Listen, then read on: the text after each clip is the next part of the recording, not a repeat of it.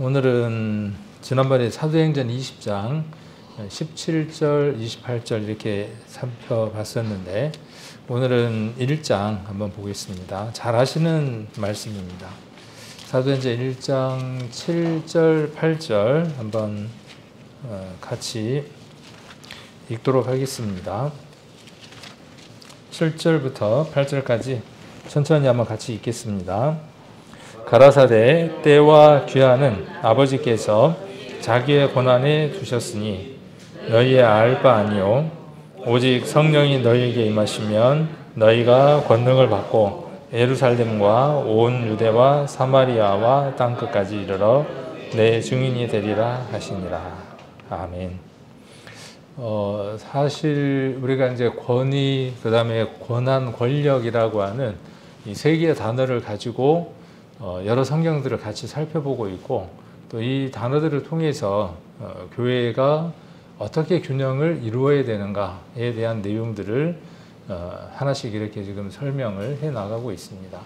그래서 권위라고 하는 것을 소명으로 한번 우리가 대입을 시켜서 살펴보았고 또 권한이라고 하는 것을 위임이라고 하는 것으로 우리가 한번 대치를 시키고 그 다음에 권력이라고 하는 것을 우리가 이제 사명이라고 이렇게 한번 대치를 해서 살펴보고 있습니다. 권위, 권한, 권력 그대로 우리가 용어를 써도 되지만 우리가 성경 속에서 우리가 쓰는 용어들로 조금 바꿔보면 그렇게 바꿔볼 수 있다입니다. 지금 그 정치되고 있는 내용들을 보면 우리가 살아가는 가정이나 교회나 공동체들이 이 세 개의 단어에서 자유롭지 못하다라는 생각들을 한번 해봅니다. 정치는 그 두 사람의 이상이 모이면 해야 되죠. 그죠? 둘이 모이면, 둘, 셋 이렇게 모이면 그 가운데에서 무엇을 하게 되느냐 하면 나름대로의 그 정치라고 하는 것들을 하게 됩니다. 왜냐하면 그 안에서 갈등도 생기고 여러 가지 것들이 생기기 때문에 그것들을 풀어가야 합니다. 그래서 정치라는 이 단어가 조금 생소할 수도 있고 또 먼 얘기로 이렇게 느껴질 수도 있겠지만은 실상은 우리들에게 굉장히 가까운 단어이기도 합니다. 그래서 우리가 정치 활동을 하기도 합니다. 밖에 그 정치 활동 말고 교회 안에서도 쉽게 이야기해서 내 편으로 하려고 하는 그 모든 행위들이 있잖아요. 그런 면들이 보면 어쩌면 그런 그 정치 행위의 어떤 일원일 수도 있습니다. 그런데 교회가 그런 세상적인 것이나 우리가 사람, 인위적인 어떤 그런 정치의 모습들이 되면 교회는 갈등 가운데 이렇게 휩쓸리게 되고 성경에 나와 있는 대로 편당이 생기기 시작을 합니다. 그래서 그 편당은 우리가 고린도 교회에 기록되어 있는 것처럼 교회를 건강하게 만들 수 없고 하나님의 일을 하는 데에 장애를 가져옵니다. 우리 교회도 마찬가지일 겁니다. 우리 교회가 이 건강한 어떤 정치 혹은 건강한 이 권위의식이나 그 권위의식을 출발로 한 권한의 행사 그리고 그것으로 말미암는 능력들이 교회 안에 나타날 때 교회는 굉장히 건강하고 또 튼튼한 모습들이 될 겁니다. 또 그러한 일들을 하는 사람들이 나타납니다. 교회 안에는 그렇게 하나님의 권위를 가진 사람들이 교회 안에 나타나기 시작을 하고 그 사람들이 또 일을 하기 시작하고 합니다. 어쩌면 이 사도행전은 그 얘기를 전개해 나가고 있는 말씀이기도 합니다. 그래서 오늘 보고 있는 이 1장 8절은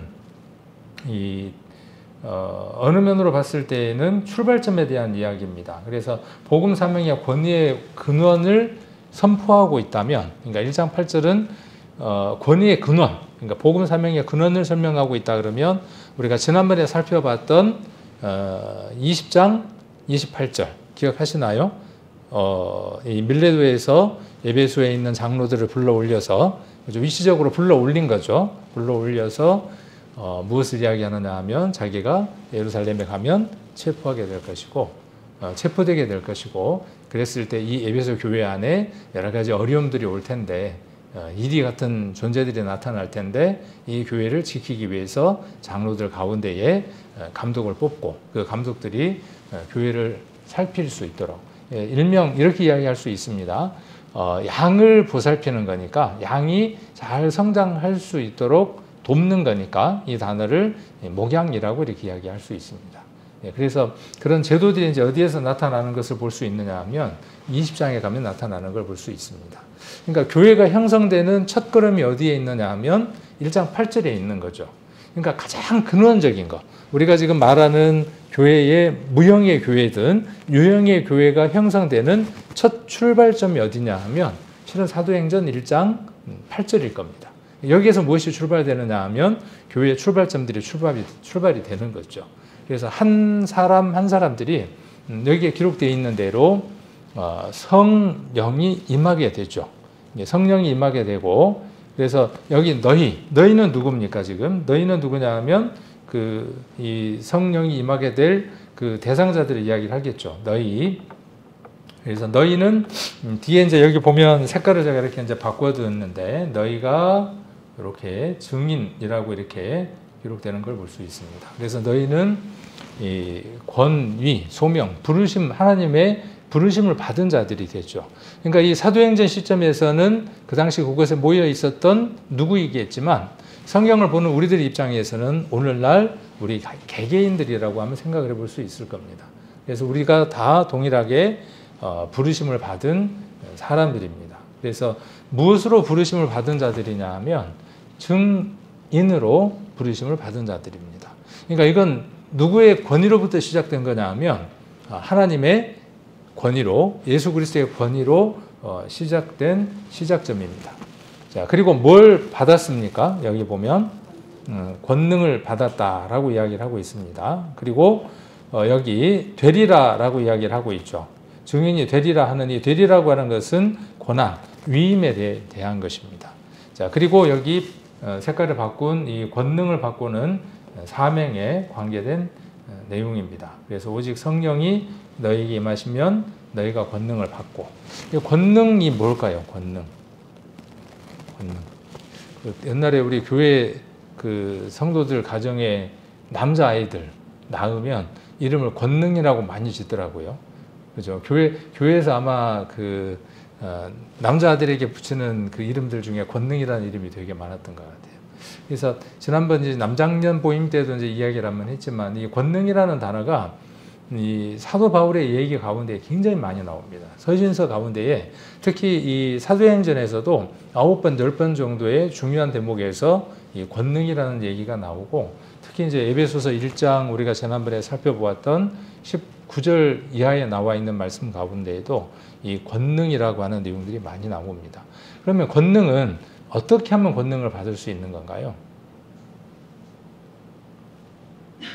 권능을 어떻게 하면 받을 수 있고 어떤 사람이 권능을 받았습니까? 이 질문을 왜 드려보느냐 하면, 그러면 우리는 권능을 받은 사람인가 받지 않은 사람인가? 우리가 주일날 그 정체성을 갖자라는 얘기를 했었죠. 어쩌면 그 모든 성경들이 맥이 같아지는 것 같아요. 구원받은 그리스도인들이 정체성이 없으면 무엇을 해야 되는지를 모르는 거죠. 자기가 어떤 일을 해야 되는지를 모르면 그 장보러 가는 사람하고 같이 장에 따라가서 그냥 왔다 갔다만 하고 그러죠. 그런 것처럼 우리도 마찬가지일 겁니다. 그러니까 우리가 우리의 정체성, 우리가 어떤 존재인가를 확실하게 알아야 무엇을 할 수 있느냐 하면 거기에 걸맞는 일을 할 수 있는 겁니다. 그러니까 정체성은 결국 뭐냐 하면 어떤 부르심을 받았냐는 겁니다. 왜 우리가 하나님으로부터 부르심을 받았냐는 것이죠. 그 부름이라고 하는 것을 저는 어떤 단어로 치환해서 자꾸 설명을 하느냐 하면 권위라고 하는 것으로 치환해서 설명하는 겁니다. 그러니까 여러분에게 무엇이 있느냐 하면 권위가 있다고요. 하나님이 부여하신 일의 영역들이 있다고요. 하나님이 부르신 목적이 있다는 겁니다. 이 권위의식이 없으면 우리는 올바른 일을 행할 수 없게 됩니다. 그리고 그 경계를 넘게 되는 일들도 생기게 됩니다. 그래서 권능이라고 하는 이 단어를 우리 성도님들이 좀 많이 관심을 갖고 성경 속에서 좀 찾아보면 좋겠습니다. 능력이라고 되어 있기도 하고요. 그러니까 우리가 보는 성경에서는 뭐 강력이라고 나오기도 하고 또 능력이라고 나오기도 하고 능이라고 나오기도 하고 능 힘이 할 때 그 능이라고 이야기도 하고 여러 단어들로 표현되어 있습니다. 근데 헬라어 단어에서 지난번에 권한에 대한 4개의 헬라어 단어 이야기를 해드렸죠. 그 가운데에 이 두나미스라고 하는 단어를 쓰고 있습니다. 제가 굉장히 좋아하게 된 단어예요. 그러니까 이 두나미스라고 하는 것은 밖에서 안으로 들어오는 힘을 이야기하는 게 아니라 내 안에서 밖으로 폭발적으로 나아가는 내적인 힘을 이야기를 하는 겁니다. 그래서 지난번에 이 이야기를 할 때 다이너마이트도 한번 이야기했었죠. 어원이 그렇게 된다고 말씀을 드렸습니다. 그러면 이 권능을 누가 받느냐는 거예요. 어떤 사람이 받느냐는 겁니다. 열심히 기도하면, 하나님 앞에 착한 일을 많이 하면, 누구라고 기록이 되어 있습니까? 여기 성령이 너희에게 임하시면이라고 이야기를 합니다. 이 말씀들이 계속 다 연결되어져 있습니다. 지난번에 로마서 1장 16절, 17절 이하에 이야기했던 말씀들과도 연관이 됩니다. 그러니까 하나님의 능력은 어디에 들어 있습니까? 하나님의 능력은 어디에 들어 있습니까? 그 로마서에는 물론 우리가 말씀이라고 이야기할 때 답이 되어지죠. 근데 좀 더 그것을 명확하게 이야기한다면 복음이죠, 복음. 복음은 1장에서 이야기했던 것처럼 예수 그리스도에 관한 모든 것이죠. 그래서 그 복음 안에 무엇이 있느냐 하면 능력이 있습니다. 그래서 성령이 우리에게 임하게 되면 우리가 무엇을 받게 되느냐 하면 권능을 받게 됩니다. 그러니까 권능을 현재 시점에서 우리는 권능을 받은 자입니까? 기도하고 구하면 그 권능이 오는 겁니까? 한번 내놔보세요. 어떻게 있는지 한번 꺼내 보십시오. 한번. 어떤 때 우리가 이걸 사용할 수 있을까요? 어떤 때 이것을 써야 할까요? 그렇죠? 이런 부분들을 우리가 성경을 보면서 찾아가는 겁니다. 사도행전을 읽으면서 이 권능이 어떻게 복음이 전해지는 데에 쓰여졌는가를 스데반을 통해서 우리가 발견하고 베드로를 통해서 발견하고 빌립을 통해서 발견하고 그러면 우리가 무엇을 확인하게 되느냐 하면 그 동일한 능력이 내게 있는 것을 발견하게 됩니다. 그리고 나도 스데반처럼 베드로처럼 빌립처럼 그 능력을 행사하는 사람들이 되죠. 그들은 스데반도 그렇고 빌립도 그렇고 베드로도 그렇고 그들은 받은 권위가 무엇인지를 명확하게 인지하고 있었죠. 그리고 그 권한을 충분히 발휘했죠. 그리고 거기에서 무엇이 나타났느냐 하면 하나님이 원하시는 능력이 나타났습니다. 이 모든 그 움직임은 그 안에 있는 특별한 힘, 그 권능 때문에 일어난 일이라는 것이죠.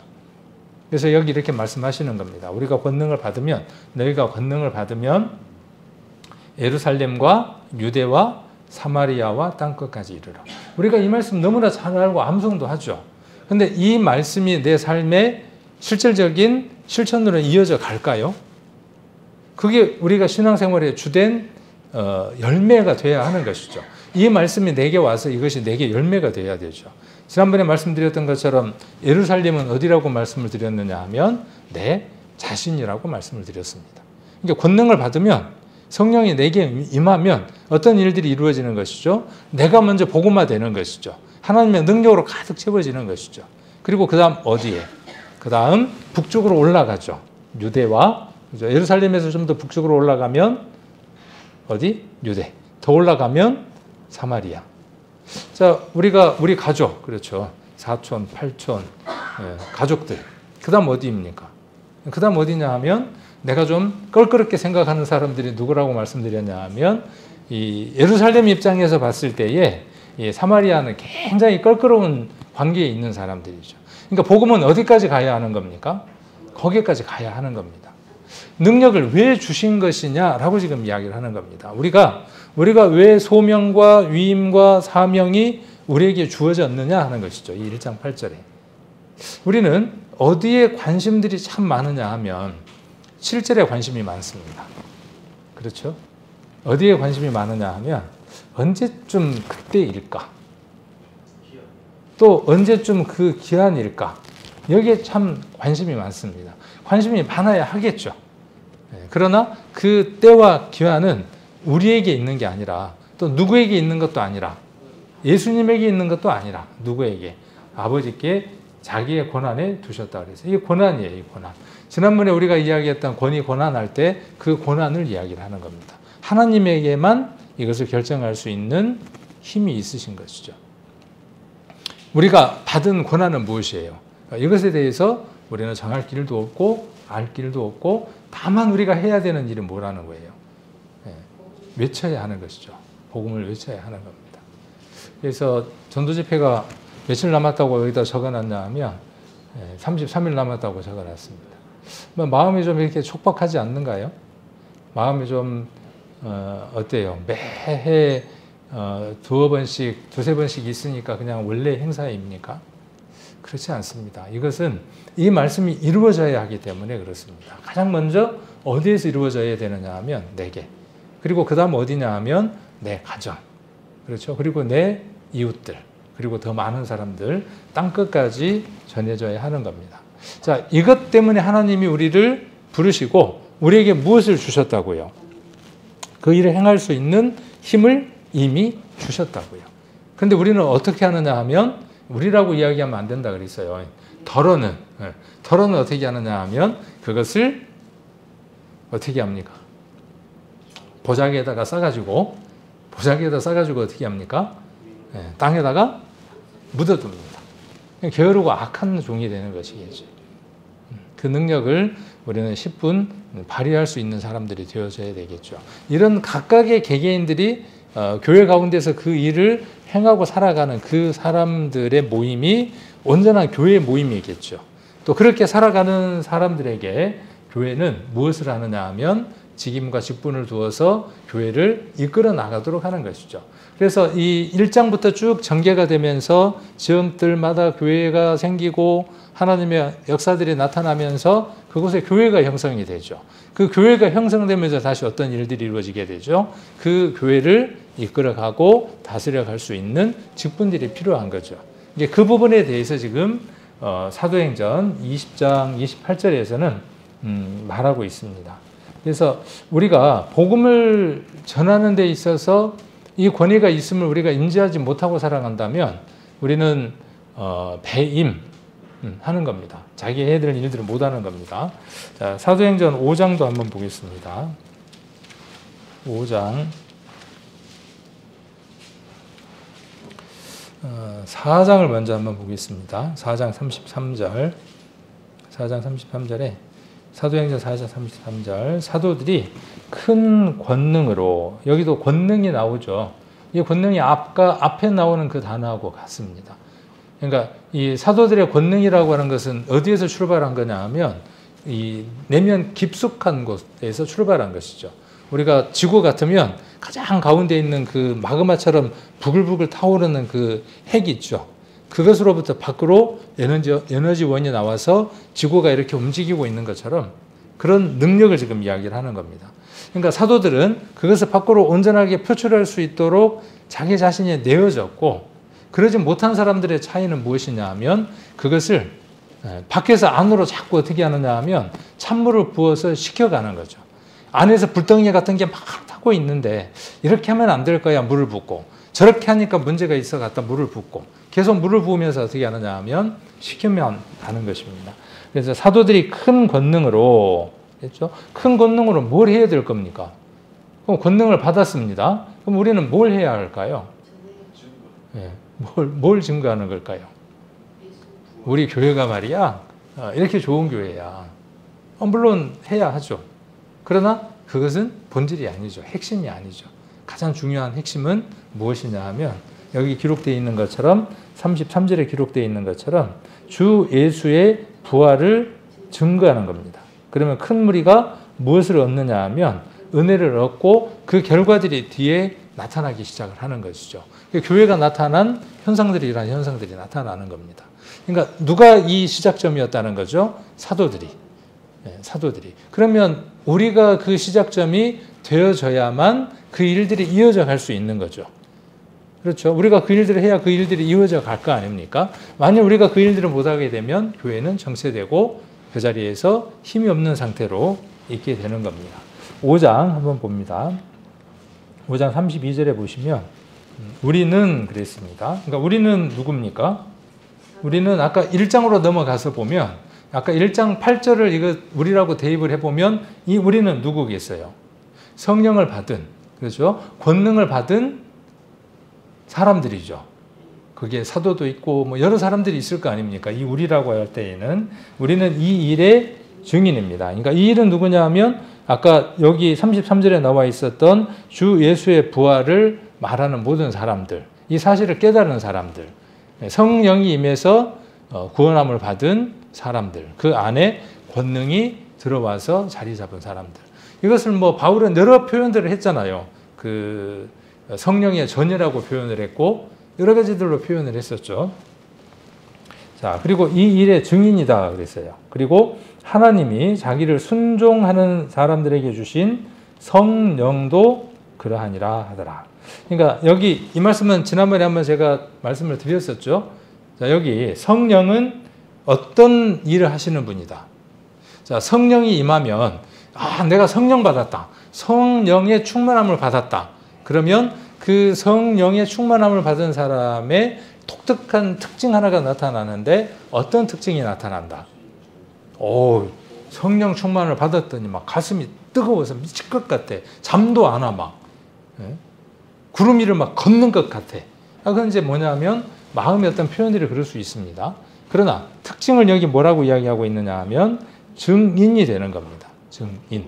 아까 1장 8절에 뭐라 그랬습니까? 성령이 너에게 임하면, 성령이 너희 가운데 거하시면, 그죠? 성령이 너희 속에 오게 되면, 성령이 너희 안에 가득 채워지게 되면 그런 일이겠죠. 그러면 뭘 말할 수 없어요? 말하지 않을 수 없어요?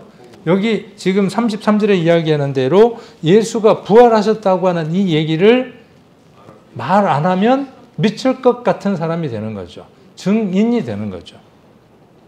이 증인의 삶, 이것이 누구의 삶이냐 하면 여기 소명과 위임과 사명에 관한 주된 내용들이라는 것이죠. 그러니까 저와 여러분에게 이 권위의식, 이건요 대통령보다도 더한 더 큰 권위를 부여받은 것이죠. 그렇죠. 대통령도 이 일을 할 수 있을까요? 그 귀한 일을 합니다. 지금 나라 일을 하면서 지금 잠도 쪼개서 잘 정도로 그 큰 일들을 하지만 우리가 해서 하나님 앞에 할 수 있는 그 일하고 이 일하고 비교가 될까요? 이 일도 정말 값진 일입니다. 비교할 수 없을 만큼 큰 가치를 가진 일입니다. 그러나 우리가 위임받은, 우리가 받은 이 권위로 받은 이 일은 이것과 비교할 수 없는 큰 일이라는 사실이죠. 근데 이 의식이 없다고요. 이 의식이 없어요. 이 생각 없이 살아가는 것이 우리에게 문제가 되어지기 때문에 이 말씀들을 더 드려보는 겁니다. 그래서 우리는 이 일의 증인이고, 그 다음에 하나님이 자기를 순종하시는 자들에게 주신 성령. 그러니까 성령도 증인이다, 그런 뜻입니다. 성령도 증인이다. 그 다음 그 성령을 받은 우리도 증인이 된다. 그러니까 성령은 우리 안에 들어와서 무엇을 말하게 하느냐 하면 그리스도가 왜 죽으셨는가. 고린도전서 15장에 기록되어 있는 것처럼 그 일을 말하게 하는 거죠. 증거하게 하는 겁니다. 증언하게 하는 것이고. 자, 그리고 하나님이 자기를 순종하는 사람들에게 주신다. 이렇게 말씀하셨죠. 이게 복음은, 우리가 복음을 받아들이는 것은요, 하나님 앞에서 가장 큰, 그리고 첫 번째 순종이다. 이렇게 말씀드린 적이 있죠. 믿음은 전적으로 은혜로, 그렇죠. 믿음은 선물로 우리가 받는 것이지만 그 선물이 우리에게 오기까지 우리는 그 선물에 대한 순종이 없으면, 그 순종이 있음으로 해서 첫 열매가 그 순종이 아닐까 하는 생각을 해봅니다.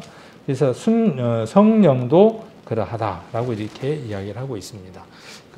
우리가 지금 이야기하는 권위, 권한, 권력하고 지금 여기 나와 있는 이 사도행전 1장 8절하고 연관이 되어서 서두에 이 얘기를 한번 하고 그 다음 얘기를 해보려고 합니다. 지난번에 했던 얘기들을 좀 더 반복해서 이야기를 해보려고 합니다. 그래서 권위는 소명이라고 하는 것이고 하나님께서 부르셨다는 사실입니다. 우리를 구원받게 하기 위해서 우리를 부르셨고 그 다음 부르신 다음에 다시 우리를 무엇을 하기 위해서 구원이라고 하는 그것을 위해서 우리를 부르셨지만 이제는 구원받지 못한 그 사람들에게 복음이 전해지게 하기 위해서 우리를 부르셨다는 사실이죠. 1장 8절이 그것을 이야기를 하고 있습니다. 그래서 이것은 그 권위를 부여한 자는 사람도 아니고 하나님께서 직분자의 사역을 뒷받침하신다. 그래서 권위를 만들어낸다라고 이야기를 했고 바울도 스스로를 뭐라고 이야기를 하느냐 하면 내가 이렇게 사도가 된 것은 내 자의로 된 것이 아니라 하나님께서 나를 부르심으로 이루어진 것이다. 그렇게 이야기를 하고 있습니다. 이것이 왜 중요하냐? 교회 안에서 이것이 왜 중요하냐 하면 이것이 있어야 우리는 그 사람의 권위를 인정하게 되고 그 권위를 인정하는 것은 무엇으로 나타나느냐 하면 순종하는 것으로 나타납니다. 교회 안에는 반드시 서열은 아니지만 계속 반복되지만 서열은 아니지만 무엇이 있느냐 하면 질서라고 하는 게 있습니다. 지난번에 고린도 전서 14장 말씀을 드렸죠. 질서가 있습니다. 그래서 하나님은 질서의 하나님이다. 이렇게 말씀하고 계시고 예배 때마다 적당하게 하라. 그리고 질서 있게 하라. 이렇게 말씀을 하셨습니다. 그래서 그 일들이 원활하게 이루어지게 하기 위해서 하나님께서 그 권위로 각 사람을 은사대로 부르시고 그 일들을 맡기시는 거죠. 그래서 그 일들을 통해서 예배가 이루어져 가죠. 지난번에 우리가 교회 표직 이야기하면서 세 가지를 이야기를 했었죠. 그 일들이 이 일들을 통해서 이루어지는 겁니다. 그래서 예배를 인도하고 성례를 집례하고 성례가 뭐죠? 이게 한문으로 써놓으니까 어려운데 그냥 성례 그러면 두 가지입니다. 두 가지. 하나는 뭐냐 하면 침례. 그러니까 그 우리가 하는 그 성령 침례가 아닌 물 침례. 그다음에 두 번째가 뭐냐 하면 성만찬. 그러면 이 성례가 은혜로워야 되겠어요? 그냥 대충 주먹부구식으로 해야 되겠어요? 침례도 어떻게 해야 되겠습니까? 은혜로워야 되겠죠. 아무나 해도 될까요? 그러니까 아무나 해도 된다는 것은 은혜가 되지 못한다는 것을 말하게 되는 것이죠. 그 일을 하기에 적합한 사람이 그 일을 해야만 하겠죠. 그리고 그곳에는 무엇이 있어야 하죠?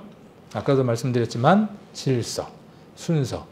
그리고 거기에는 반드시 무엇이 있어야 되느냐 하면 예전이라고 하는 게 필요합니다. 이 예전이 제대로 이루어지지 않으면 무엇을 드러낼 수 없느냐 하면 은혜를 드러낼 수 없어요. 덕을 끼칠 수가 없어요. 제가 정치를 그렇게 관심 있게 보거나 그런 건 아닌데 이전과 지금을 한번 비교를 해보면 사진 한 장에서도 많이 차이가 나죠. 그렇죠. 요즘 그런 평가들을 많이 하잖아요. 어떤 사진은 보기에 좀 민망스럽고 좀 불편해.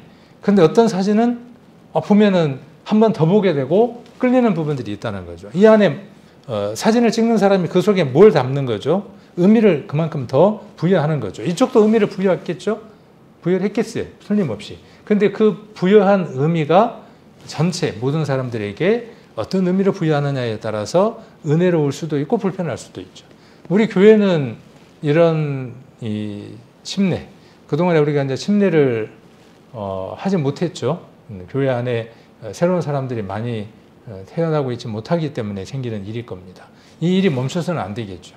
그래서 우리가 예를 들어서 야외에 이 성례 예식을 하기 위해서 나갔을 때 그냥 아무런 옷을 입고 해도 되지만 교회에 있는 그 찬양대 가운을 입고 가서 한다든지 우리가 할 수 있는 것 속에서 우리가 좀 더 아름다운 모습들을 찾는다면 그 속에서 우리가 은혜를 함께 누릴 수 있겠죠. 만찬도 마찬가지죠. 만찬도 우리가 기존의 어떤 것들을 고집하기보다는 우리가 이렇게 해왔으니까 이대로 그냥 생각 없이 흘러가는 것보다는 우리가 처음 사도행전 때에 우리가 이렇게 이야기를 합니다. 1세기 때, 그래서 1세기가 되겠죠. 1세기 때 100년 예수님 이후에 이 100년까지를 한번 1세기라고 생각을 한다면 그때는 어떻게 만찬을 했을까? 안 궁금합니까? 안 궁금하신가 보다. 나는 많이 궁금한데 그분들은 어떻게 모여가지고 만찬을 했을까? 지난번에 제가 한번 소개를 해드렸어요? 안 해드렸어요? 안 해드렸나? 안 해드렸어요? 디다케라고 해서 한번 소개를 해드렸잖아요. 1세기경에 신약 성경이 기록되기 전에 그들이 모였을 때 어떻게 만찬이나 예배를 해야 된다고 하는 지침서들이 있었다고 이야기를 했죠. 그런 기록문들이 남아있다고요. 그런 것들을 통해서 그들이 얼마나 은혜롭게 그런 예전을 행했는가를 볼 수 있죠. 아주 진중했습니다. 우리처럼 그렇게 가볍게 여기지 않고 아주 진중하게 여겼다고요. 왜? 그 안에 무엇이 있기 때문에 그리스도의 부활과 그리스도의 죽으심 장사됨 부활이 그 속에 있기 때문에 아주 진중했었다고요. 어느 교회들은 이런 부분들까지도 생각을 하더라고요. 우리가 만찬을 하고 남은 떡 어떻게 우리가 합니까? 여기서 끝나자마자 막 격을스럽게 막 어묵어묵 먹고 그래요. 그 은혜가 될 수 있을까요? 의미를 부여했잖아요. 그죠? 우리가 이 떡에게 어떤 의미를 부여하고 그 부여된 걸로 우리가 떡을 나눴습니다. 그리고 남은 것입니다. 이 남은 것에 대해서 마지막 처리까지도 무엇이 필요하냐 하면 어떤 의미들이 이어지도록 그 의미들이 깨지지 않도록 하는 것이 우리가 해야 할 일들이겠죠. 포도주도 마찬가지고. 그래서 어느 교회들 같은 경우는 포도즙이나 포도즙 같은 거 의미를 부여했으니까 그냥 홀라당하고 마시지 않고 그냥 그 따랐던 것들, 남았던 것들을 뭐 이렇게 보이지 않는다 이렇게 버린다든지 이렇게 의미들이 이어질 수 있도록 깨지지 않도록 그렇게 하는 것들도 필요합니다. 왜? 그 속에 무엇이 있기 때문에 그런 의미들이 부여되어 있기 때문에 그렇습니다. 설교 아무나 할 수 있나요? 아무나 할 수 없는 것이죠. 그리고 교회 치리 아무나 할 수 없는 것이죠. 아무나 할 수 없는 것입니다. 그 출발점은 어디에 있어야 하는 거죠? 아까 사도행전 1장 8절에 기록되어 있는 대로 성령이 임한 사람, 성령의 권능을 받은 사람, 그리고 우리가 그 집사들이라고 이야기하는 그 7사람을 선택했을 때의 그 기준들, 성령이 충만하고 칭찬받는 사람, 그런 사람들의 기준들을 세워서 그들이 무엇을 할 수 있도록 교회를 치리하고 공적 권한을 행사할 수 있도록 해야 하는 거죠. 그러니까 교회에서 일꾼을 세우거나 직임자나 직분을 세우는 것은 정말 기도하고 심사숙고하고 그렇게 세워야 하는 것을 우리가 이런 것들을 통해서 한번 살펴볼 수 있습니다. 그리고 거기에서 무엇이 나타나느냐 하면 힘. 이 힘을 아까 제가 뭐라고 말씀드렸냐 하면 두나미스라 그래서 권능이라고 이야기를 했습니다. 자, 아까 1장 8절에 나와 있는 대로 그 사람이 믿음 속에서 살아가면 가정에서 그렇게 살아가면 그가 아버지라면 그 아버지의 모습은 어떤 모습이겠어요? 자, 성령이 임했습니다. 권능으로 가득 채워져 있습니다. 4장 33절에 나와 있는 것처럼 또 5장에 기록되어 있는 것처럼 그렇게 그리스도를 드러내려고 발버둥을 치는 사람이라면 그는 가정 안에서 어떤 사람이겠습니까? 우리가 지난번에 고린도후서 5장 13절에서 기록되어 있는 것처럼 미쳤다고 이야기를 하겠죠. 그렇죠? 가족들이 분명히 이해 못하면 아들도 아버지도 또 딸들도 그래서 이해 못할 때에는 분명히 뭐라고 이야기하느냐 하면 제정신이 아니다고 이야기를 하겠죠. 그러나 그들이 간절한 기도로 말미암아 독인하게 성령의 임하심을 받는다면 비로소 거기에서 무엇이 생기느냐 하면 이전에 아버지와 아들의 그 관계의 권위보다 더 큰 권위가 거기에서 형성이 되는 거죠. 하나님이 주시는 온전한 권위가 그 속에 형성이 되는 것이죠. 하나님은 그런 가정을 회복하고 싶어 합니다. 온전한 가정이 되기를 원합니다. 여기 이제 플랜카드에 있는 진리를 찾는 여정 이렇게 기록되어 있고 또 내가 걷는 이 길, 가족도 함께 이렇게 되어 있죠. 올해 목표, 또 앞으로 지속적인 목표는 어디에 있느냐 하면 우리들의 가족입니다. 그래서 주일날은 제가 그 가족에 관계된 것만 매주 첫 주에 제가 찾아서 이야기를 하고 있습니다. 그래서 히브리서 11장에 나와 있는 지난번에 노아를 출발해서 그죠? 노아 이야기했고 그 다음 또 누구 이야기했습니까? 아브라함 이야기를 하고 다음에 또 누군가를 또 이야기를 하겠죠. 그래서 우리의 가족들이 왜 구원받아야 되는가에 대한 내용들을 첫 주에 이야기를 하고 있습니다. 그렇게 되어지려면 아브라함도 그렇고 노아도 그렇고 그에게 무엇이 있었기 때문에 그 일들이 가능했던 것이죠. 그의 권위가 하나님으로부터 부여받은 그 부르심의 힘이 어디에 있었기 때문에 그들이 그 일들을 잘 준행했기 때문에 그 일들이 이루어질 수 있었죠. 그리고 그것으로 말미암아 가족을, 노아는 자기 가족을 아브라함은 어디까지, 아브라함은 몇 대에 이르기까지 그를 믿는 모든 사람에게 그 영향력이 미칠 만큼의 믿음의 조상이 되었던 것들을 볼 수 있죠. 우리에게도 동일한 것들을 말씀하고 계시는 겁니다. 우리에게 이 세 가지에 대한 그 묵상이 없으면 1장 8절이 없는 겁니다. 그러니까 사도행전 1장 8절을 잘 우리가 살펴본다는 것은 권위와 권한과 권력에 대해서 우리가 자세히 살펴보는 것이기도 합니다. 그래서 실제 영향력을 이야기를 하는 겁니다. 그래서 이 일들을 통해서 우리가 새로운 사람들을 구원받게 하는 일들이 이루어질 수 있을 겁니다. 그래서 하나님으로부터 오는 소명, 그 다음에 교회를 통한 제도적 위임, 그렇죠? 그러니까 교회에서 누군가에게 그 일들을 위임하게 되죠. 개인적인 것은 가정 가운데 그렇게 이루어지는 것이고, 교회에서는 전도사로, 집사로, 또는 뭐 남장례 회장으로, 여장례 회장으로 각각의 그 일들로 어떻게 하느냐 하면 임명을 하는 거죠. 그 남장년 회장, 여장년의 회장은 성경에 나오나요? 안 나오는데 왜 우리가 쓰죠? 그런 생각 안 해보셨어요? 장로는 장로라고 나와 있으니까 쓴다고 치고, 집사는 집사로 나와 있으니까 쓴다고 치고. 근데 우리는 뭐라고 이야기하느냐 하면, 우리가 다분히 성경대로 하는 교회다, 이렇게 이야기를 하거든요. 그러니까 그런 면에 있어서는 우리가 또, 깊은 어떤 고찰들이 없고, 그런 부분에 있어서는. 근데 그런 명칭들을 다 성경대로 쓸 수 있어요, 없어요? 다 쓰기가 어렵죠. 그래서 성경이 무엇을 말하는가에 따라서 우리가 그 의미를 따라 어떤 조직도 만들고 이름들도 만들고 하는 겁니다. 그 다음 지난번에 이 부분 한번 조금 살펴보다가 뒷부분 정리를 못하고 넘어갔었는데, 성경적 근거입니다. 그래서 장로와 감독과 이 목자에 대해서 교회에서 질서 가운데에 순위 가운데 아니라 서열로 이야기하는 게 아니라 교회 가운데에서 가장 중요하고 우선이 되는 그 직임자를 이야기를 한다면 장로, 감독, 목자일 겁니다. 근데 이건 장로 따로, 목자 따로, 감독 따로라고 말씀을 드렸던가요? 지난번에 조금 말씀을 해드렸었는데, 장로를 감독이라고 호칭하기도 하고 감독을 장로라고 호칭하기도 합니다. 상호 서로 같이 이렇게 사용을 합니다. 그리고 그 일을 하는 사람을 상징적으로 목자다, 이렇게 이야기하고 있는 걸 볼 수 있습니다. 그래서 목자는 우리가 성경에서 누구만 목자입니까? 우리가 이제 보면 예수님만 목자이잖아요. 그리고 시편 23편에서도 여호와가 나의 목자라고 이야기를 하고 있어서, 그리고 베드로 전서였었나요? 후서에서 우리가 영혼의 목자와 감독 되신 이에게 돌아왔다, 이렇게 지난번에 말씀을 드렸죠. 그래서 우리에게 있어서 영원히 불변하는 목자는 누구냐 하면, 영원히 불변하는 감독은 누구냐 하면 예수 그리스도 한 분입니다. 그런데 우리가 지금 여러 성경들을 통해서 무엇을 살펴보게 되느냐 하면, 그 일들을 하나님께서, 그리스도께서 누군가에게 그 일을 위임을 하셨죠. 그 일을 맡기셨죠. 불러서 그 일들을 맡겼습니다.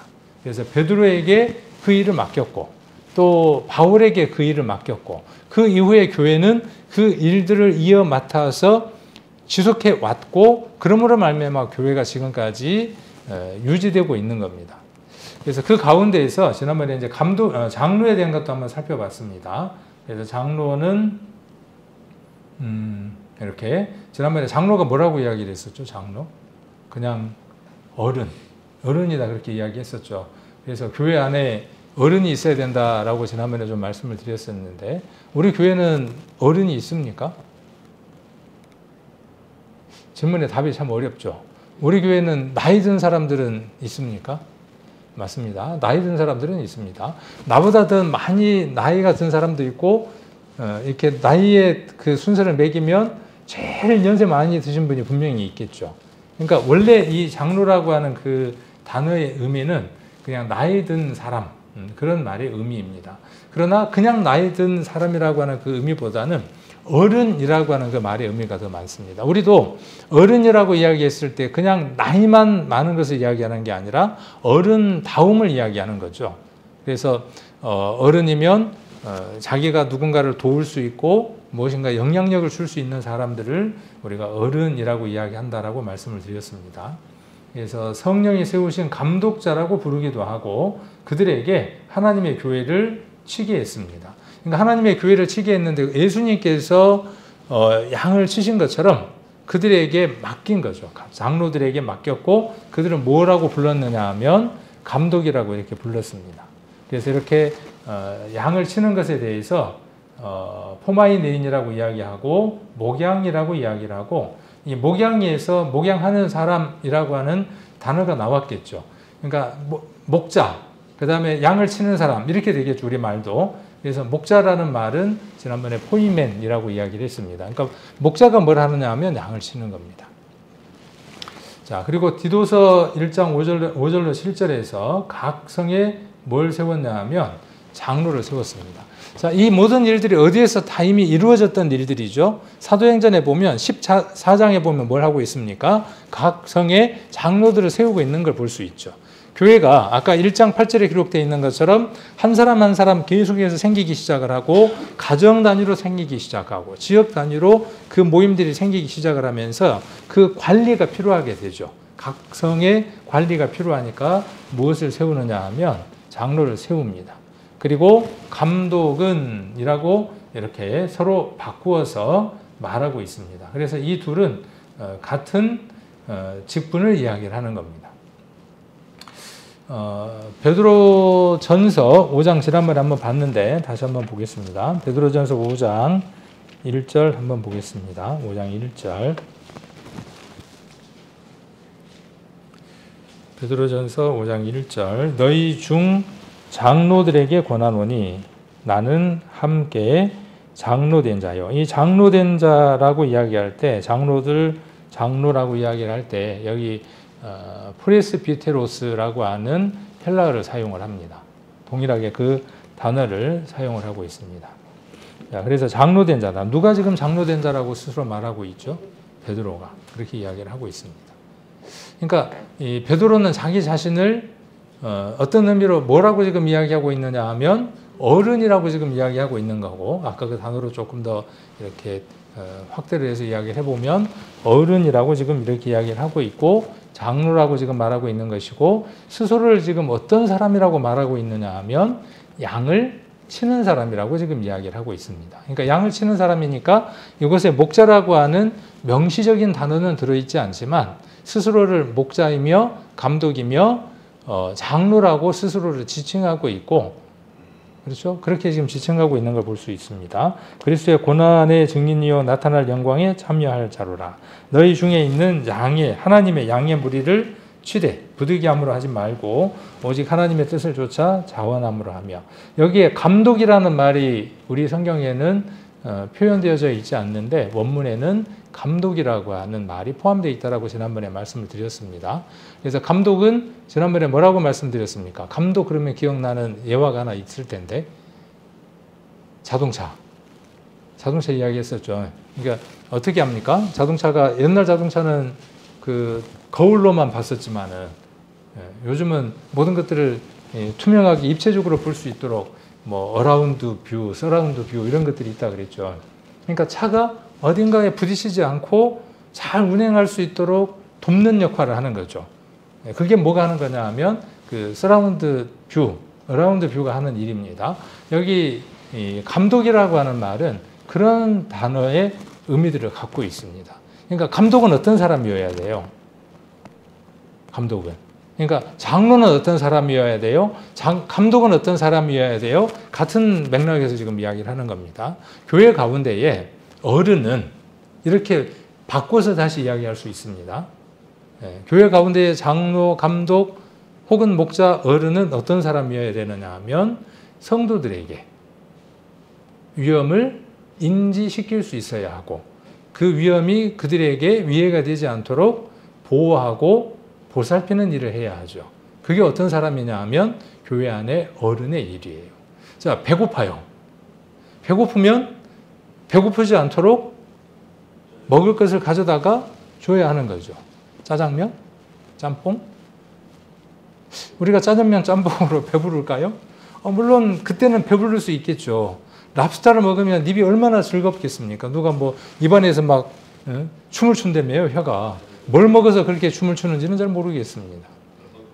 그런데 저는 말씀을 읽으면 정말 춤을 추더라고요. 혀도 춤을 추고요. 온 몸이 춤을 추더라고요.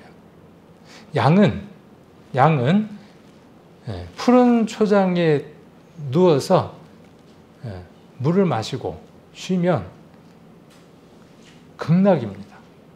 어떻게 저렇게 불교의 용어를 쓸 수 있어? 성경에 극락이라는 말이 나오나요? 안 나오나요? 자, 나온다 1번, 안 나온다 2번. 네, 나옵니다. 어디에 나올까요? 네, 시편에 기록이 되어 있습니다. 시편에 극락이에요. 기쁨의 끝이에요. 끝이 없어요. 우리가 그리스도를 알아가는 것은요, 미쳐버릴 것 같은 그 마음 가운데 살아가는 겁니다. 자, 그것을 누가 제공해 주는 거예요? 누가? 자, 어른이 제공하는 겁니다. 푸른 초장으로 인도하는 겁니다. 푸른 초장으로 인도함을 받은 적이 없는데 푸른 초장의 맛을 설명할 수 있을까요? 없어요. 어려워요. 그러므로 설교자는 푸른 초장에서 쉼을 쉬고 맑은 물을 마셔본 사람이 맑은 물과 푸른 초장에 대한 얘기를 할 수 있고 인도할 수 있겠죠. 그러므로 설교자는 깨어 있어야 되겠죠. 그죠? 그러니까 설교자는 다른 표현으로 꼴을 먹이는 자, 꼴을 먹이는 자예요. 그래서 깨어 있어야 하고 말씀으로 충만하게 채워져 있어야 하고, 그러면 삶은 어떻게 해야 됩니까? 삶은, 그들의 삶은 말하고 다르게 살아도 되죠. 자, 그렇게 기록되어 있는 것들이 디도서라든지 디모데 전서라든지 여러 성경의 장로는, 감독은 이러한 삶을 살아가는 사람이어야 된다고 최소한의 기준을 세우고 있는 거죠. 자, 아까 1장 8절로 돌아가서 성령이 임하고 그의 권능을 받은 사람이면 어떤 삶을 살아갈까요? 그 조건에 부합한 삶을 살까요? 그 조건보다도 훨씬 뛰어넘는 삶을 살까요? 저는 뛰어넘는 삶을 살 거라고 저는 생각합니다. 그렇겠죠? 예. 장로나 감독이나 그 기준에 부합한 정도가 아니라 그거보다 훨씬 뛰어넘는 삶을 살아갈 겁니다. 그리고 그 증거를 누구로부터 받느냐 하면 성도들로 받을 수 있습니다. 성도들이 그것들을 증언하고 말할 겁니다. 자, 2절에 너희 중에 있는 하나님의 양의 무리를 치는 겁니다. 부득이함으로 하지 않는 겁니다. 그리고 3절에 보시면 맡기운 자들에게 주장하는 자세를 하지 말고 오직 양 무리의 본이 되라. 그리고 4절에 그리하면 목자장이 나타나실 때에, 앞에는 그러므로 무엇이라고 이야기할 수 있느냐 하면 그들을 목자라고 지칭을 했다면, 여기 4절에서 목자장이라고 지칭하는 이분은 누구냐 하면 예수 그리스도입니다. 그래서 포이멘이라고 기록하고 있습니다. 헬라어에는 대목자, 큰 목자. 여기 우리말로는 번역을 잘했죠. 목자장이죠. 목자들이 많을 거 아닙니까? 베드로도 지금 자기 스스로를 목자라고 이야기를 하고 있고, 우리가 요한복음에서 보면 내 양을 치라고 예수님 말씀하셨던 것들 우리가 기억하니까, 그러면 그런 사람들이 많을 거 아니에요. 후에 이제 누가 오실 겁니까? 많은 양을 만드신 그분이 그 양을 맡기시고 이제 종말에 그분께서 오셔서 심판을 하시겠죠. 자, 그래서 목자장이 나타나실 때에 시들지 않냐는 영광의 멸류관을 얻으리라. 젊은 자들아, 이와 같이 장로들에게 순복하고 다 서로 겸손으로 허리를 동이라. 하나님이 교만한 자를 대적하시되 겸손한 자에게 은혜를 주시느니라. 그래서 장로들에게 어떻게 하라고 되어 있냐 하면 순복하라고 되어 있죠. 그러니까 여기에서 우리가 이제 앞으로 장로 그러면 우리는 어떻게 묶어서 생각을 하면 좋을 것 같아요. 장로 그러면 감독과 목자를 묶어서 생각을 하면 되고, 그들은 그러면 어떤 일을 하는 사람입니까? 그들은 어떤 일을 하는 거죠? 양을 치는 일을 하는 거죠. 목양을 하는 거죠. 양을 돌보는 일을 하는 겁니다. 자, 이것이 성경에 기록될 당시에 장로와 감독과 목자에 대한 내용들입니다. 자, 지금 여기 이 부분도 제가 아까 설명을 드렸고, 또 베드로전서 5장도 말씀을 드렸고, 장로들에게 목양과 감독의 역할을 감당하라 그랬어요. 이게 지금 우리가 보는 성경에는 목사라고 번역을 했죠. 에베소서 4장에서 목사라고 번역을 했고, 헬라어 원문에는 포이멘이라고 목자라고 이렇게 기록되어 있다고 말씀을 드렸습니다. 영어 성경에는 뭐라고 기록했냐 하면 여기 보니까 뭐죠? 이거 발음이? 누가 혹시 이거 발음하실 수 있나요? 요거? 목자? 목자 뒤에 영어 발음. 그 양치는 개, 세퍼트.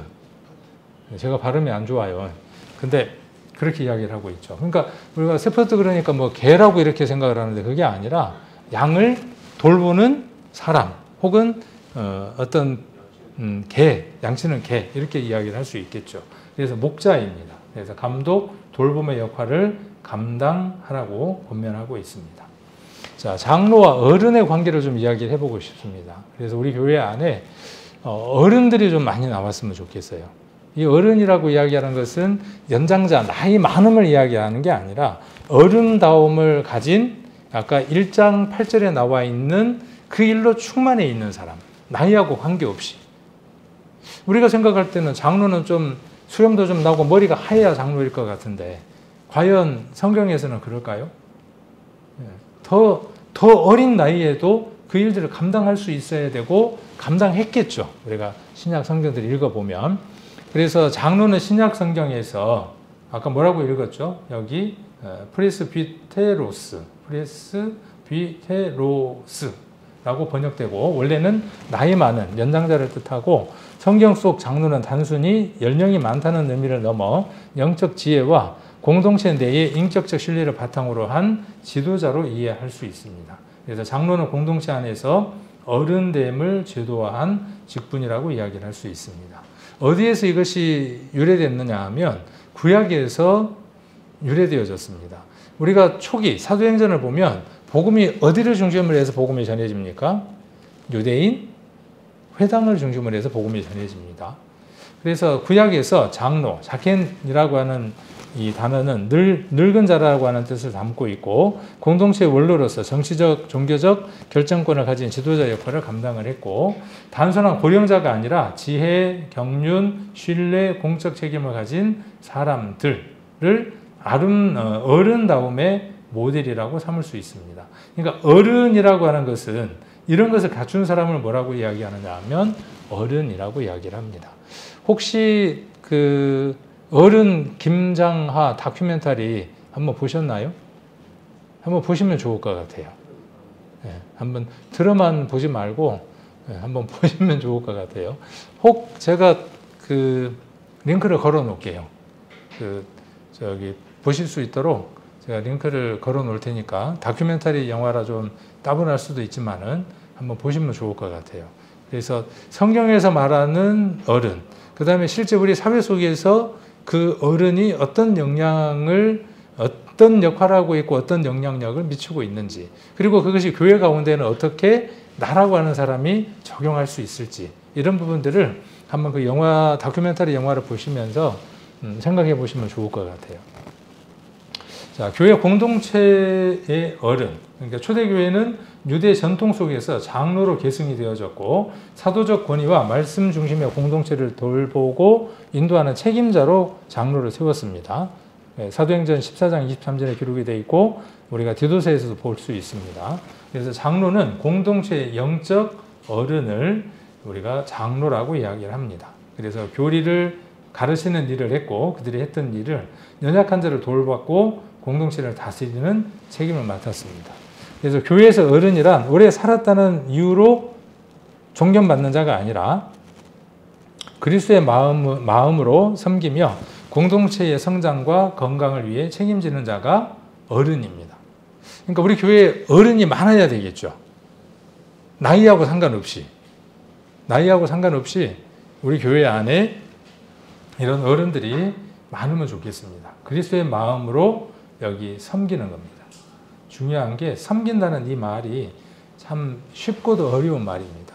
그리스도께서 우리를 섬겨주신 것처럼 우리도 그 그리스도의 마음으로 섬기는 삶을 살아가는 것이, 그렇게 살아가는 사람이 어떤 사람이냐 하면 진정한 어른이고 그들 가운데에서 장로로 일하는 사람들을 세워가는 겁니다. 그래서 어른됨의 영적 기준은 우리가 잘 아는 것처럼 디모데전서 3장, 디도서 1장에 기록되어 있는 어른됨의 요소를 우리가 말해볼 수 있습니다. 첫 번째는 게 책망할 것이 없어야 하겠죠. 우리 교회 안에 이런 분들이 많이 계시죠, 이미. 책망할 것이 없습니다. 그리고 가정을 잘 다스리는 분들이 교회 안에 있습니다. 그리고 절제하고 신중하신 분들이 있습니다. 저는 그런 성도님들을 뵈면 참 감사하고 낮아지는 것 같아요. 그분들 앞에 서면. 근데 말만 앞서고 신중하지 못하고 그런 분들을 뵈면 속에서 뭔가 막 응어리 같은 게, 불덩어리 같은 게 막 올라와요. 자, 낯선 일을 환대하고 가르치기를 잘하고, 요소 가운데 이런 부분들이 있죠. 욕심이나 다툼이 없는 겁니다. 욕심. 내어주는 일에 능한 사람, 그리고 화평을 이루는 사람. 그래서 이런 사람들이 어떤 사람이냐 하면 어른다운 모습을 갖춘 사람입니다. 이 사람이 어른입니다. 오늘날 교회와 어른의 회복이 필요한데, 오늘날 많은 교회는 나이는 많지만 신앙적으로 미숙한 사람들이 많습니다. 그러니까 실제 육신적인 나이도 70, 80이에요. 그런데 생각도 애기고 하는 것도 애기고, 그 다음에 교회 안에 들어온 지 30년, 40년의 세월이 지났는데 여전히 말씀 속에서도 미숙한 사람들도 있습니다. 제가 그럴 수도 있고요. 또 우리들 자신들 하나하나일 수도 있습니다.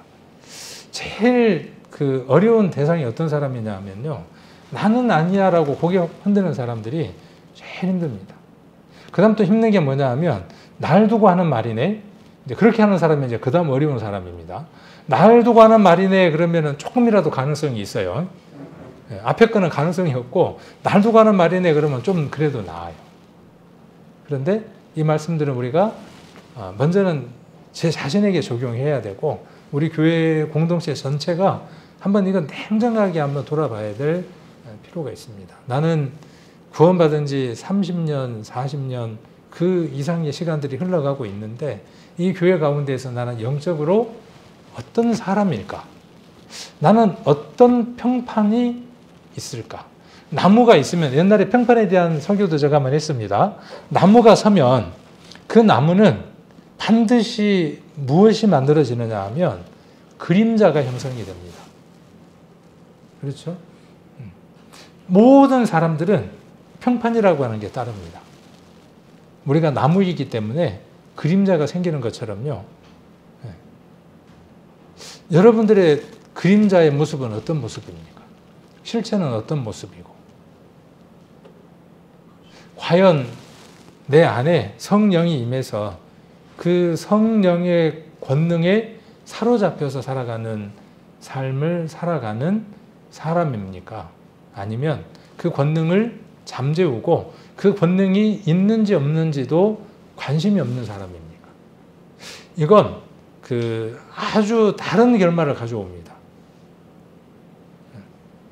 내가 구원을 받았다와 그리고 거기에서 모든 것들에 마침표를 찍는 그것과 내게 성령이 임했고 내게 그의 능력, 하나님의 능력, 그것이 내게 와서 나를 움직이게 한다 라고 믿는 그 믿음은 유사한 것 같지만 결말은 다릅니다. 교회는 어디에 집중해야 되느냐 하면 후자에 집중해야 합니다. 여러분들이 성경을 읽을 때 어디에 집중해야 되느냐 하면 이것은 죄에 관한 말씀, 이것은 창조에 관한 말씀, 이거는 모시기에 관한 말씀, 이렇게 읽는 것이 아니라 그 말씀 하나하나가 내게 들어와서 내 안에 능력으로 역사할 수 있는 그 힘에 반응할 수 있는 말씀이 되어야 합니다. 그러면 깨어납니다. 어제와 오늘 내가 다른 삶을 살아갑니다. 그 첫 변화가 무엇이냐 하면 말입니다. 그 첫 변화가 뭐냐면 말입니다. 그래서 여러분들이 자기 자신 한번 평가해 볼 때 어제 내가 말한 것과 오늘 말한 것을 한번 비교를 한번 해 보십시오. 그러면 내가 어떤 삶을 살아가는가, 어떤 열매 가운데 살아가는가를 확인할 수 있을 겁니다. 그래서 연령은 젊어도 깊은 신앙과 섬김의 자세를 짓는 사람도 있습니다. 이런 사람이 어른입니다. 교회 공동체는 나이 든 자를 존경하면서도 어른다운 자를 세우는 균형을 추구해야 합니다. 교회에 30대, 40대의 일꾼 세울 수 없나요? 우리가 보기에는 그냥 풋내기야. 젖비린내 나는 것 같아. 그런데 또 우리가 보기에 또 어떻게 보이죠? 우리 교회의 특징이 뭐냐면 다 그 고만한 또래의 신앙들이 시작을 했고 자녀들도 다 고만한 또래들이잖아요. 예를 들면 우리 정땡땡 형제님이 계시잖아요. 누군가의 우리 집사님들이나 그분들의 그 아들뻘밖에 안 되는 나이잖아요. 교회 안에서 우리 성도님들은 이제 예를 들어서 이제 그분을 이야기를 했지만 다른 성도님들이 어떻게 보이나요? 그러면 맡길 수 없어요. 세대를 다음 세대로 이어갈 수 없어요. 내게 그 성령의 임하심과 권능이 내게 부음받은 것처럼 그런 형제들에게도 그런 나이 어린 성도들에게도 내게 있는 것과 같은 혹은 내게 있는 그 크기보다 더한 것들이 그 안에 역사하고 움직이고 있는 성도들이 있어요. 그러면 우리는 질서 가운데에서 앞에 세워줘야 해요. 그 일들을 할 수 있도록 세워줘야 합니다. 그건 우리가 세우는 게 아니라 하나님이 그걸 이미 말씀하셨고 우리는 그 말씀에 순복하고 순종해야 하는 것이죠. 그 일을 할 수 있도록. 그 일을 할 때 아이고 제가 나이도 아직 어린데 아직도 하는 거 보니까 샘창한데 그렇게 보는 것이 아니라 맡기는 것이죠. 하나님이 부르셨으니까 그 일을 감당해낼 것이라고 우리는 하나님이 주신 믿음 안에서 맡겨가는 거죠. 그런 일들이 교회 안에 진행이 될 때가 온 거예요. 이제 우리에게는 그 때가 온 겁니다. 자, 장로직은 단순한 연령순이 아니라 영적 어른됨의 자격과 섬김의 자세로 세워져야 합니다. 그러니까 장로 그러면은 연장자, 엘더, 올더라고 했으니까 나이 많은 사람들이 장로다라고 하는 그런 편견이 아니라 영적으로 이렇게 어른됨과 또 그런 자격을 가진 섬김의 자세를 갖고 있는 사람이 세워져야 합니다. 그래서 모든 성도들이 지향해야 할 영적 어른됨의 모델이기도 합니다.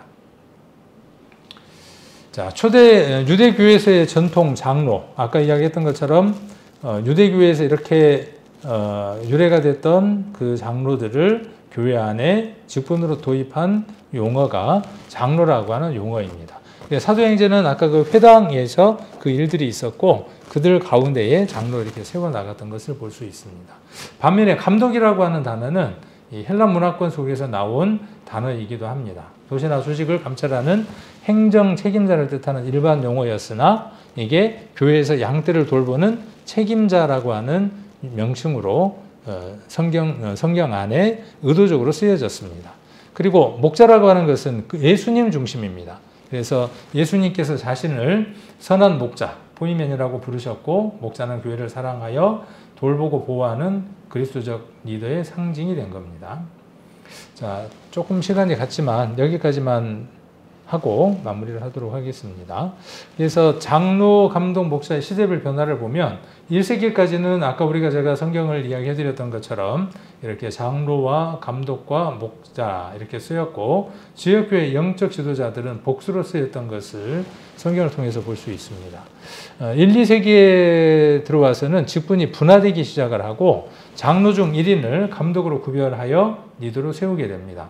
그래서 장로, 감독의 구분이 생기기 시작하고 그러나 목자는 여전히 그냥 비유적이고 상징적인 용어로 그대로 남아 있습니다.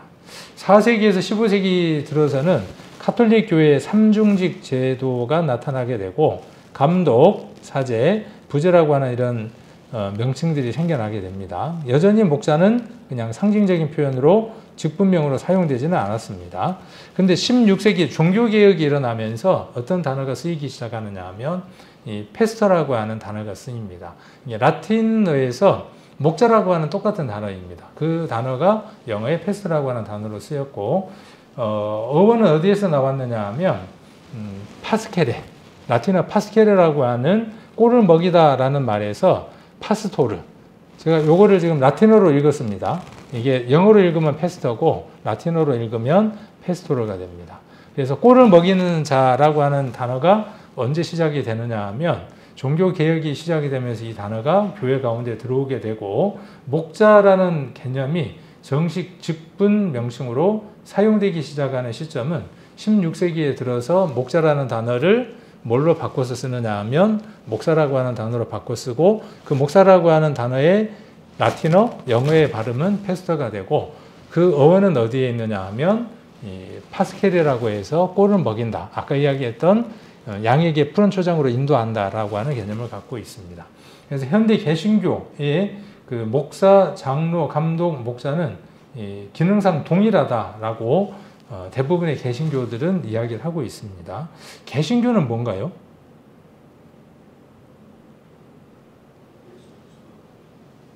개신교의 이전의 교회는 뭐겠어요, 그러면? 카톨릭이죠. 그러니까 카톨릭에 대비되는 이름으로 개신교, 그러니까 종교개혁을 한 이후에 뭐 루터라든지 켈빈이라든지 그들에 의해서 형성된 교회들을 개신교라고 이렇게 이야기를 합니다. 그 다음 여기 보면 복음주의 교회라고 되어 있는데 그럼 복음주의 교회는 뭔가요, 또? 그러니까 이런 단어들이 좀 어렵죠. 개혁주의는 뭘까요, 또?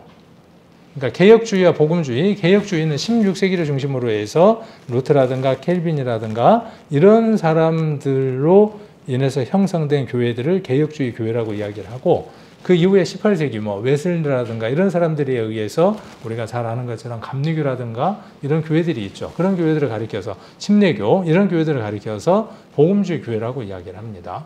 오늘 저녁에 중요한 단어 3개 벌써 얻었네요. 개신교, 그 다음에 개혁주의 교회, 복음주의 교회 이런 단어들 좀 구분해서 우리가 알고 있으면 좋을 것 같아요.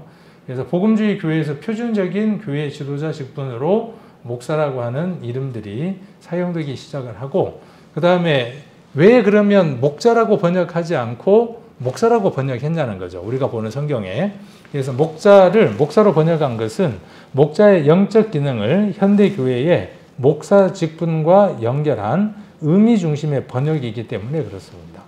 그래서 16세기 이후에 우리가 성경들이 번역됐기 때문에 우리가 보는 영어 성경이라든가 우리가 보는 개역 한글이 번역됐기 때문에 그 의미에 충실하기 위해서 이런 흐름에 따라서 목사라고 하는 것을 패스터라고 되어 있는 것을 목사라고 이렇게 번역했다고 이해하시면 좋을 것 같습니다.